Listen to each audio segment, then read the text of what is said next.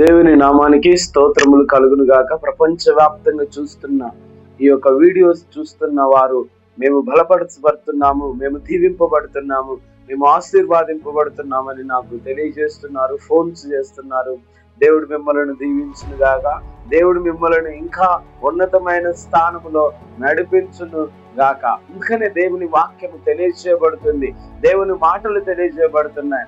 ఆ యొక్క కీర్తనలు 103వ అధ్యాయము 2వ వచనములు అంటాడు, నా ప్రాణమా యెహోవాను సన్నుతించుము, ఆయన చేసిన ఉపకారములను దేనిని మరువకుము అని చెప్తున్నాడు. దావీదు మహారాజు అయినప్పటికి కానీ ఆయన చెబుతున్నాడు, తన ప్రాణముతో చెప్తున్న ప్రాణమా యెహోవాను సన్నిధించుము, ఆయన చేసిన ఉపకారములను దేనిని మరువద్దు అని చెప్పి దేవుడు ఈ రోజు నీ జీవితంలో చేసిన మేలులు, గతంలో చేసిన మేలులు, అద్భుతాలు, ఆశ్చర్య కార్యాలు, ఎన్నెన్నో కార్యాలు దేవుడు నీ జీవితంలో చేశాడు.